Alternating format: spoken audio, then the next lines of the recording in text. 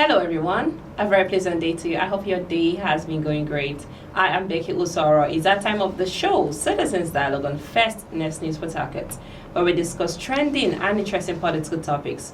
Joining me on set to have this conversation is King Sojalo and Zach Jimmy. Sit back, relax, and enjoy all we have for you on this beautiful episode.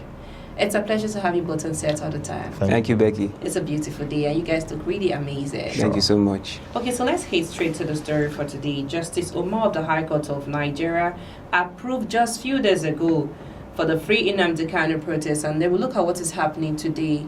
Jalo, what do you have to say to that story? I think it's actually the proper thing that the High Court should do. I think this is a protest that is really, I think it's something that's going to help the future and it's going to, bring peace to Nigeria. So I really want to give kudos to the activists, the social activists, and Showore, who is really doing a good job out there and making sure that these protests, really come to pass to enable peace to reign, not just for the southeast and also for Nigeria, because I think he's really taking on to the streets and letting the Federal Republic of Nigeria know that there's someone who's in custody that really needs to be free, so that there will be more chaos in the country. And looking at other tragic movement by the security guard, I think it's not an ideal thing. These are people who are bringing out their voice, so that just like I said, so that there won't be chaos. And being stopped by security forces, it looks as if the right of citizens and the right of people in the country are being, shunned by security forces. So it looks as if we are being denied our rights. Okay, look at what happened in the NSAS protest, I think 2, 3, 4 years ago or so, in the Lekki Toll Gate of Lagos, where people came out, demanding the NSAS in Nigeria due to the brutal and arrogant, demonstration by those SAS securities, SAS enforcement. And, the strategic things happened. Citizens were killed and stuff like that. So this constant, So what you're saying, sorry to interject, is that it is wrong that the police had to, shoot a tear gas. Of course. You are denying citizens of their rights.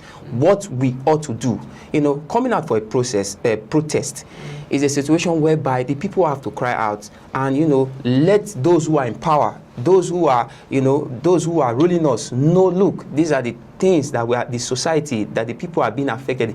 Please, we need a rearrangement. We need a change. So you silencing the citizens, you silencing those who are coming out to raise their voice. It is a how will I put it? You are trying to silence the right of the citizens, the individuals, which really needs to be tackled by the president or whoever is in charge. Thank you so much. Thank you so much. Zach, what do you have to say to that story? Okay, Becky, see, we want to copy from the foreign nation, the white man.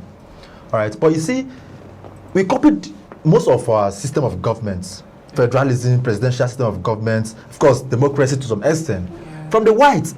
And my worry is always that when you want to copy things from outside, copy it in the entirety. Do not copy it to some extent and try to modify some extent of it to your own benefit. All right, there will be some lapses, and it will be so obvious. Now, a few days ago, there was a very massive protest in the US. They were protesting that they don't want kings. Millions of people took that to support. It was peaceful. All right. Now, in Nigeria, protest is now something that is now termed illegal. But in its every right sense, Becky, protest is very legal. Section 40 of the 1999 Constitution of Nigeria, as amended, gives the liberty for everyone to associate, to assemble. Section 39 gives the opportunity, gives the approval for one to air their view. If we look at section 39 and section 40, meaning I can air my view, that is section 39. Section 40, I can assemble anywhere and air this view. So this is legal. Now, coming back to the Nigerian Police Act. The Nigerian Police Act section 4, section A, all right, says that, well, the duty of the police is to protect the lives and properties of citizens. Yeah. All right, and section, same in that same section, it prohibits. All right, it prohibits inhuman treatment. Yeah. It prohibits what? Inhuman treatment. Section 4A also talked about firing of tear gas. So when you talk about inhuman treatment, firing of tear gas is an inhuman treatment. Accidental discharge is inhuman and by the provision of our constitution, a police officer who commits such atrocity or call it atrocity is liable to 5 years imprisonment. Not in a And country if like the person, Nigeria. no, if the person dies, he is liable to murder, and he should be shot dead. Now, section 37, Becky, of the Nigerian Police Act also said whether the person is a suspect or not, you don't have the right to be hard on the person. Follow due process. But do we have those things occur in Nigeria? It's just like the same Nigerian people say, oh, the law is only for the rich. All right, so the law, sorry, is for the poor. The rich just do their thing the way they like. Now, what is the cause of all this protest? Free somebody. Yeah. You've held somebody in captive for how many years? No way forward. The Nigerian Medical Association recently came out to say, okay, he is health-wise, he is fit, he can stand trial. Can we now have trials on him? Can we now have a concept, just like Mr. Kings have rightly mentioned, so that we don't have chaos in some part of the country? Because some people are just quiet. They don't want to say anything. You don't know what's really in their mind. And to wrap this up, this is October 20th. Do not forget what happened on October 20th. So this is just a more of an anniversary of the NSAS protest. So if we do not learn from the NSAS saga, where Nigerians were allegedly killed at the Lekki toll gate and all of that, we saw how the whole thing happened. We saw how people vandalized people's property. We saw how the length and breadth of the country, of course, was bedeviled with so much uncertainties. But however, all right, the message is very clear. The Nigerian police should understand that do not, those people that are forcing you, that are telling you fire them, take gas, but hope they are taking care of you tomorrow, so that you don't still come out. The Nigerian police will not still come out tomorrow and say, oh, we are being owed salary, we are being owed how do you call that, these things, pension. Because I remember when I went on air and I protested that, look, pay these people their pension. I remember they were in the contribution pension scheme. They were this, they were not being paid. That the IGs and all. I came out and I said, pay them their pension.